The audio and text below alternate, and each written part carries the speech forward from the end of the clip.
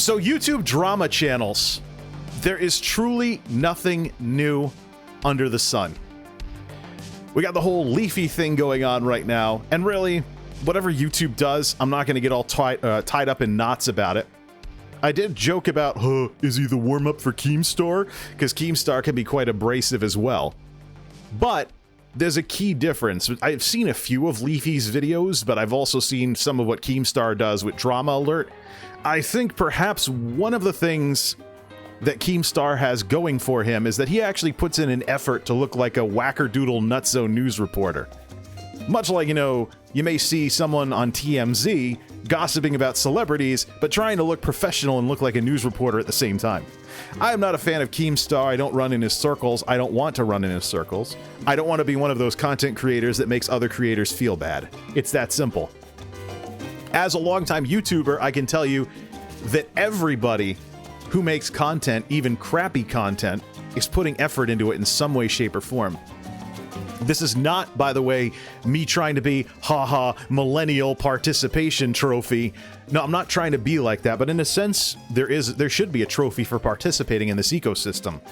Because you're taking a step further than people that just sit there hammering out comments or chat messages.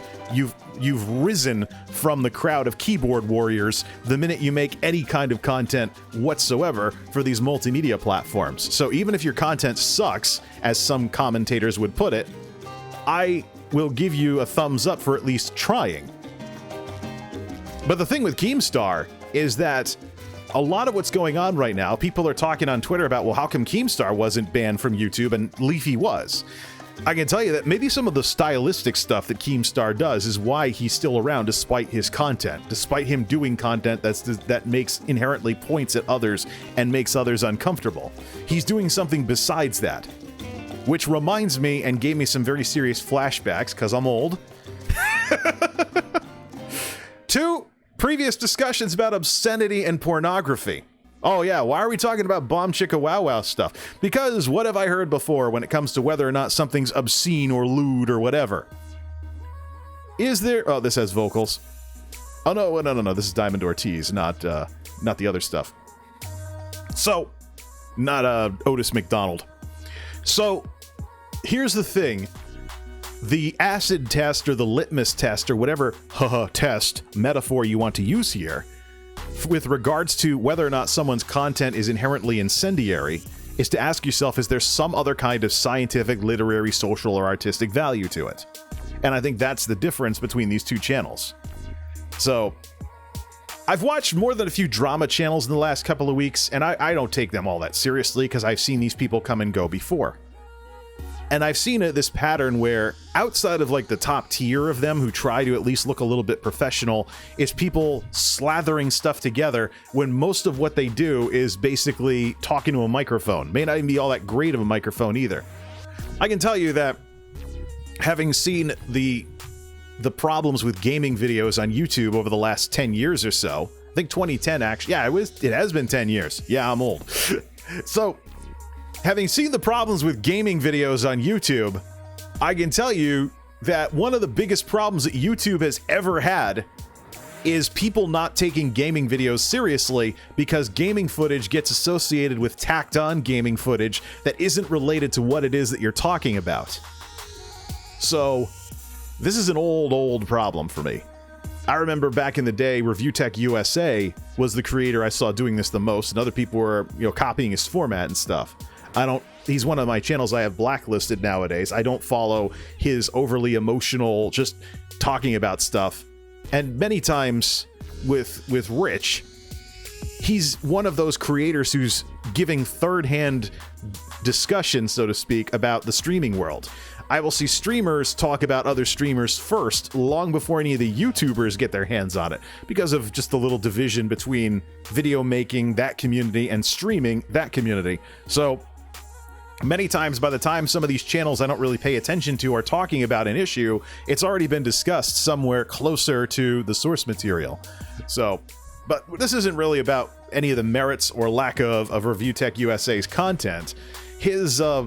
Back in the day, his videos with the tacked on gaming footage were basically the first big example that I saw of this kind of format where someone does anything possible to make a video. I was doing it too, by the way, to be fair, but I was just using graphics and pictures.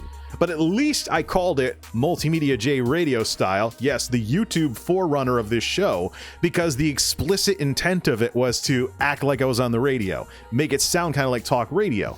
So no matter what I was talking about or giving my opinion on, it was made to sound like a talk radio show. The playlists on YouTube were made to sound like talk radio if you put them on autoplay and binge listened to them.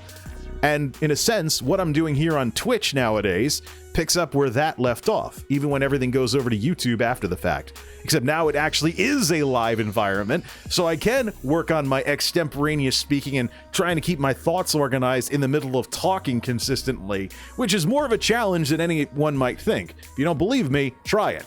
Grab your cold ones, ladies and gentlemen. We are going to need them today. So, back in the day, I talked about tacked-on gaming footage, and I didn't agree with it. I referred to it as gaming video hate back then because there was this negative attitude that I saw among YouTube people watching YouTube videos in general, where they would mass abandon your videos if they looked like gaming videos. And I couldn't help but think, all these people that are just tacking on gaming footage because they wouldn't have a video otherwise, they're cheapening the value of real gaming commentaries that actually give real information and entertainment to people about video games. And then Twitch streaming was basically the final nail in the coffin, because Twitch started out as the gaming wing of Justin TV. And so you always had this spectrum with gaming videos on YouTube between the formal one-and-done reviews and the informal Let's Plays. Streaming took that axis a little further over, to the point where you're literally just watching someone else play a video game. And now today you have the Twitch grinder problem, where people think that just doing that super disorganized, not very informative, sometimes not entertaining content, because you're literally just sitting there playing a video game, that's going to grow them into a superstar on any of these platforms. People like to point fingers at Twitch, but I think YouTube, when it becomes more developed as a streaming platform, will have the exact same problem. Because fundamentally, your audience or potential audience has to ask yourself, why should they watch you? Why should they watch, number one, and why should they watch you, number two? And why should they watch this video game, number three, if you're a gaming streamer? These are the questions you have to answer from a demographics perspective. So, the tacked-on gaming footage is something that I've never really liked, and now that I see that drama channels are doing this as well, they're just continuing an old problem. So when I see tacked-on gaming footage, I instantly, it knocks the content down a peg. And quite frankly, it's pretty lazy. Especially these many years into everything, even Review Tech USA got himself some kind of studio setup and actually talks as a personality instead of tacking on footage. Let me just make sure he hasn't reverted back to his old ways real quick before I look like an idiot. Let me just see here. Review Tech USA. I know he does the thumbnails and all the other meta and stuff like that. Not sub to him. He's almost at the 1 million sub mark, but he's been around a very long time. So let's just mute the tab here. Let me just check out his latest video. Leafy is here, is terminated. This is really bad. Oh, thank you, YouTube. Thank you, YouTube. I don't even have to watch his video because you have this mouse over thing. Oh, he's doing some of it. Okay. Yeah, you have this mouse over thing. Oh, maybe he was showing a trailer. Oh, that could be a copyright issue there. Yeah, YouTube has this mouse over thing nowadays where you see a little bit of the video when you mouse over it, and you can get a sense for how wackerdoodle the thumbnail is. I think that's one of their counters to thumbnails that is eventually going to shut down the clickbait meta over on YouTube, because people see that you have a neon thumbnail, but the mouse over shows you just sitting there in a much less flashy environment. Mark my words on that for later, folks. Not that I have any problem with that. YouTube's been anti-clickbait for years. It's one of the reasons why they changed everything over to focus on watch minutes in the early 2010s. Because people were making clickbait videos with like someone's bikini top as the thumbnail and then nothing related in the video. People were mad, they dislike it or one-star it back in the day, and YouTube was like, yeah, you remember those videos that did that crap? Well, we want to reward videos that people are actually watching instead of clickbait where people are clicking away disgusted. Perfectly valid thing to do. Whether or not YouTube has been successful is up to one's interpretation. Just look at the current landscape. Beyond the maligned view that many Twitch streamers give it, even though they spend more time on Twitch than on YouTube. So, tangents aside, the YouTube drama channel thing is nothing new under the sun. I've seen this before. I've seen channels where you could tell the main thing behind these people was anger and dislike of somebody else. They didn't bring much in terms of production value or even in terms of quality content. They just didn't like somebody, and it showed. So I get back to the whole thing where we're talking about the old test for obscenity and pornography and stuff, was to see if literally the central focus of the content was, they're having sex, or something like that. Now, let's also talk about the internet contrarian thing and why I disagree with that as well. So, I posted over on Twitter, twitter.com/MultimediaJay. I posted a link to an old Rush Limbaugh video from YouTube from many years ago, which is clipped together from an old Rush Limbaugh interview on television back when he was mostly a radio personality on WABC. Late 80s, I think. I believe I might have even done an update blog entry on that at one point. But the thing is, what happened was the full interview is floating around on YouTube if it hasn't been DMCA'd, but this clip specifically talks about a major point that Rush made in that interview, that there are people all those years ago, that there are people on the radio whose main focus is to make people mad because that's how they grow an audience. One of the things about human beings is that everybody has opinions, and opinions are not facts. If you can grow a thick enough skin to understand that opinions are not facts. Actually, you know what? Why don't we zoom in on this tweet and let's put it on the screen. Let's just blow it up here. This is an old YouTube video from years ago. Rush Limbaugh, How Talk Radio Works. This is an old YouTube video that I posted on my blog a long time ago. But drama channels on YouTube are basically internet contrarians that are descendant of radio contrarians, all with the same purpose. Grow an audience by making people mad. Viewer blacklisting is still a thing, though. The reason why I mention that specifically is that today's online media world is not the same as yesteryear's radio world. It's not the case where you just change the station if you don't like somebody until your anger or your curiosity brings you back or something. The point is, listeners could listen to you on your station, get mad at you, listen to another station, maybe get mad at them, and then come back and give you another chance or something like that. But there's so much simultaneous content on YouTube nowadays. Someone can tell the system to blacklist you. And it can be a simultaneous thing across an entire swath of a potential audience. I mention the blacklisting features because I want to acknowledge their existence. I don't want to pretend they're not a thing because they are. They are a modern technical innovation that the radio world didn't have. Once upon a time, you didn't want to listen to a radio station. They were the only one on the station. There were no alternatives. You basically changed the station. If you didn't get more than one station, you had to pretty much turn off the radio. So there was an element of the personality is there until the station removes them from the time slot. Today, though, there is far more consumer empowerment and consumer convenience with these blacklisting features. You can tell both YouTube's algorithms and Twitch's algorithms do not recommend people's content to me again. That doesn't necessarily mean you can never see it again. You can still manually dial it in and go looking for it if you're curious later on. And you can, and as I found out recently on YouTube with somebody who I told the systems don't show me their content ever again, you will still see their content in your news feed if you subscribe to them. But what this does is this removes the algorithm's ability to jog your memory, because you will literally won't see their content again if you're not subbed to them. It puts 100% of the control as to whether you see someone's content, in your hands. So that's the number one difference between today's internet world and yesteryear's radio world. Maybe there were radio personalities that made people mad to grow their show back in the day, like Rush talks about in this old interview. Maybe there were people like that, probably still are people like that. I know Howard Stern has practically built a career off of that, even though he's gone from terrestrial radio to satellite radio over the years. But the thing is, you're not the next Howard Stern just because you're making antagonistic, incendiary content. You're on somebody's privately owned platform. They have a terms of service. They have a disciplinary system. In the case of YouTube, they have automated systems that can do something wrong and flag your content falsely, or individuals can do that. There have been campaigns to get people kicked off of platforms the entire time I've been involved on YouTube, which goes almost all the way back to the beginning of the platform itself, 2006. Right after I joined, before I started actually making videos, I watched as an old lady with disabilities in a wheelchair got flagged off of the platform by haters. Because way back then, the flag system for content and whatnot was too automated. There wasn't enough human review.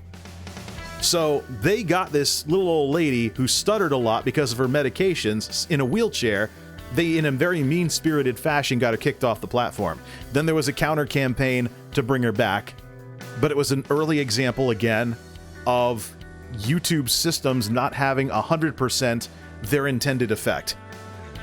Today, YouTube has had years to refine this even further. But these drama channels, especially if they lack production value, are something that I've seen before. I talk about the irate gamer situation a lot because it's probably the quintessential example of somebody stirring up a lot of anger on YouTube, and entire channels coming and going that literally had nothing to bring to the table except they were angry at the irate gamer. So guess what happened when the controversy became old news and they couldn't find new people to be upset about? See, that's the thing. You can look at what's going on with Leafy and Keemstar, and you can look at the differences between people making this bully content, as YouTube would call it. And you can ask yourself, with the production value and everything, what kind of value is there besides they're upset at somebody? And that's where you got to try and fish for an answer. But this is all stuff that I've seen before. There's going to be people coming and going, including people getting banned from these platforms because they literally bring nothing to the table, not even any decent production value, except they're mad about somebody. Motorcycle. Gorgeous motorcycle weather, by the way, so if you hear some rumbling, you know. Well, now that the thunderstorm's gone, it's gorgeous motorcycle weather. So, this is somebody close. Whatever. Maybe it's the redneck neighbor coming home from riding around and accidentally getting rained on. I'll stay in here so he doesn't get mad at me. Yeah, typical generic evening thunderstorms here in New England. But let's talk about this whole thing. These people are going to come and go. They came and went before. They're going to come and go again. But people that haven't been around, people that haven't been around for a long time are going to think this is some big, wild, wonderful thing, when the truth is it's not. Quite frankly, like I said, in the midst of all of this, it is better and easier to build something up than to tear people down. And you'll see this with these drama channels that are barely videos in the first place. They tack on gaming footage, and it's just somebody in a cheap mic just rambling on about how they don't like somebody. So you have that, and then you have YouTube channels like Munchkin on the totally other end of the... Ooh, he almost crashed OBS there. Try not to take it down. If we see the not like this dude, you'll know what happened. Let me actually bring up the Munchkin channel on YouTube. People are, oh, YouTube censors people. Maybe they do, but it's their platform. Because I just can't...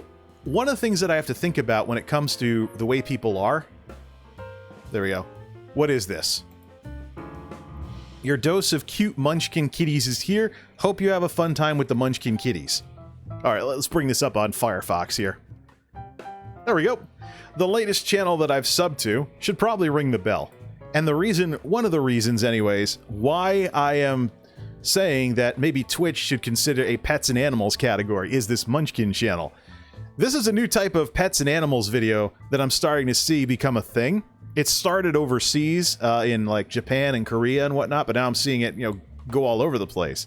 So basically what people do is they take pictures, they film their pets being cute, they put a bit of production value in with some lights, because a lot of studio lighting is consumer accessible these days in terms of price. So you get some daylight lights in there, and then you film your pets, and then you add like pop-up text and music and sound effects after the fact. So I posted one of these last night, and I said, I wouldn't mind if YouTube became just this. But this is the thing. We live in a day and age where the term wholesome needs to be an award that you get on Reddit. Why? Why does it have to be this way? Why does it have to be this way?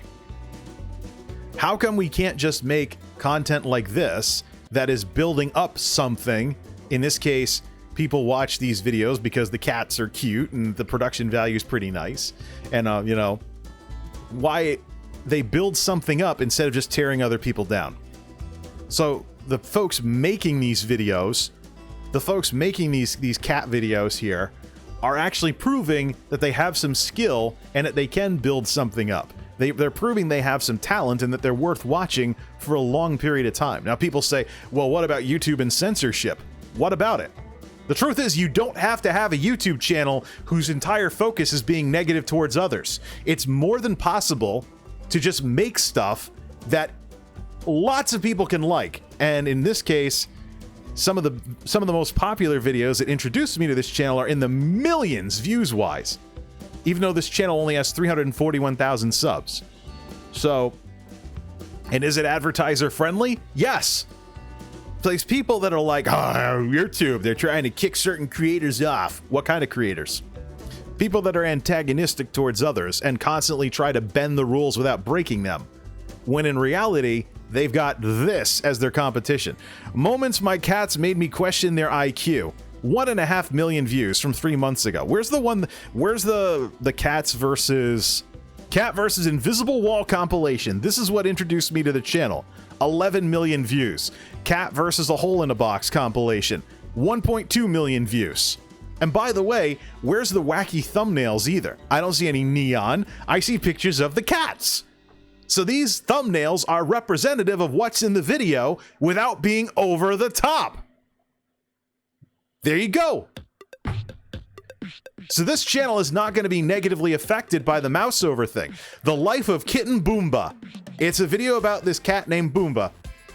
You mouse over? Oh, look, it's the kitty. Isn't the kitty cute? I also have to give a shout out to Twitch streamer Cuco for reminding me that these kinds of videos exist at a time when I was really wound up about what YouTube is becoming. And I'm reminded, yes, this happy, friendly, constructive content, or as some would say in today's world, wholesome, is a thing. Now, here's another channel that is the same way. Firefox, if you don't crash the anything. Jun's Kitchen. So this is an example of, by the way, why React content works and why YouTubers should not be upset about React content. So I saw Cuco the other day doing a Just Chatting stream, doing React content, reacting to Jun's Kitchen videos, and I instantly recognized the cats because I'd seen some of these videos before. The one that I saw was this one with 47 million views, polishing a rusty knife. I think there was a restaurant over in Japan that was throwing this knife out, and I think this is Jun, the guy right here. I think he took the knife and he basically totally redid it. And I think the reason why YouTube's algorithms introduced me to this video is a couple of years ago I was looking at video game restoration. So maybe the algorithms picked up sharpening a $1 knife. Okay, it was one of these with millions of views, but it was a really nice restoration job off of what used to be, yeah, I think it was this one, 47 million views. So here I was watching a lot of stuff where people were restoring old video games. YouTube picked up that I was into restoring stuff. This wholesome video pops up with the cute cats watching him restore this knife that I believe this restaurant was throwing out. He made it look brand new and so sharp it could cut a piece of paper. Really awesome stuff. Matter of fact, I think I'm going to take a trip down memory lane. Let's put that on my watch later to watch after the show. But yeah, Jun's Kitchen. And there's a couple of alt channels that this couple, Rachel and Jun, have, so I've subbed to all of them because I like watching this stuff. I made a tree for my cats out of driftwood. This was a cool project, and it starts with some really cinematic stuff at the beginning, all of which requires talent, passion, and some serious hard work. So there's plenty of potential for individuals, assuming this is an individual and not someone with a team behind them like many big creators, but there's plenty of potential for individuals to make something really nice that gets a lot of views because people like it for years and years and years. That's what YouTube is really good at. These folks have a Patreon too. Let me just get that off screen in case there's any sensitive info on it.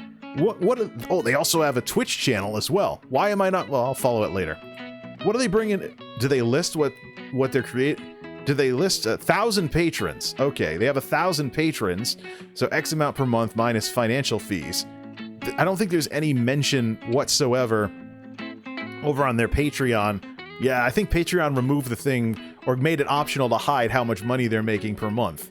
So, but it's per creation. So it's something this is the thing. Patreon's not something I'm ever going to be all that into because I want a lot of whatever support I do get to be voluntary, not something that people in any way feel compelled to do. I don't want to look like I'm selling people something because I am just some guy who's doing this for fun. I just went semi-pro with a couple of things here and there, in part because of the way these systems work today with all their algorithms. So let's see here. Yeah, so here's Jun's kitchen. Nice, cute videos. These cats are so well behaved. It's really awesome, especially when he's making food and they're not constantly trying to eat it. That's one of the first things I noticed about these cats. It's just how nice they are when he's making videos and stuff, and when he's actually cooking human food. I can tell you that I can actually. I think it was Sushi for Cats where I saw this. So. Yeah, then the cats just sit there and watch until he actually hands the food to them. So that's really nice. But then that's the thing. These people out there that are upset because YouTube is deciding they want certain content on their platform but not others, understand, yes, there is competition, even if YouTube is kind of well, they're not taking a side because their policies will forbid them from doing so. They're going to try and be as neutral as possible. But if certain content does better on YouTube than others, you got to ask yourself why. And so if all you bring to the table is that you dislike someone else and you want to make someone else upset, that's not much of a source of longevity for content. Because people who do this time and again, these people will often out themselves as not having any real ability to make anything besides antagonistic content. I've seen this before with these channels I mentioned that have come and gone. So you can say what you want about YouTube, but I think YouTube's doing what's best for YouTube because, again, incendiary content that can drive people away from the platform is not what they should be promoting, obviously. If they want more people watching for more watch minutes, what content do you think they're going to want to program their systems to promote? The incendiary stuff that could make people angry in large quantities, or stuff that is more advertiser friendly? I think the answer is pretty obvious there, especially if you know anything about how radio stations work. So, I support constructive content and building something up instead of tearing people down. I've given you some examples in the pets and animals category, so to speak, of how people can build something up instead of tearing others down. It is doable. It is possible to be successful doing that stuff. And I think it has more long-term longevity than anything that these drama channels might do that will have a hard time outlasting whatever controversy they're latching onto. Early in the days of the YouTube Partner Program, I remember being upset at the Archfiend for being like this. He was the guy that was constantly saying bad things about iJustine, and it seemed like he had nothing to bring to the table except for constantly disliking other people. In today's world, he's added a little bit of sports commentary to what he does when he does make videos. So it's nice to see that even somebody like him, who I used to consider one of the OG for-profit trolls of the YouTube Partner Program before demonetization became a thing, it's nice that even someone like him can reform a little and build something constructive instead of constantly targeting others in their videos. So people can say what they want about all of this. Everybody has their opinion, which they're entitled to. But quite frankly, I'm not surprised that YouTube has made the moves that they've made, because it is more than possible to be a successful YouTuber without resorting to antagonistic tricks like this. So, not going to be surprised that YouTube does this kind of stuff. And quite frankly, that's all I have to say to that. YouTube drama channels is nothing new under the sun. Nothing new under the sun is a reference to Ecclesiastes. The actual verse is, "That which has been is now, and that which is to be has already been. Is there a thing of which it is said, see, this is new? It has been already in the ages before us." And once you've seen something twice, it doesn't tie you up in knots the same way it does when you see it for the first time. And that's how I know that these people making a big deal out of the current climate on YouTube, this is their first time dealing with this. When we come back, the second bullet point on the topic list about Facebook gaming. I am not taking it seriously as a platform anymore, and I think it's the next Google+. We'll talk about why when we come back. This is MultimediaJay radio style. Don't touch that dial. 257. MultimediaJay radio style.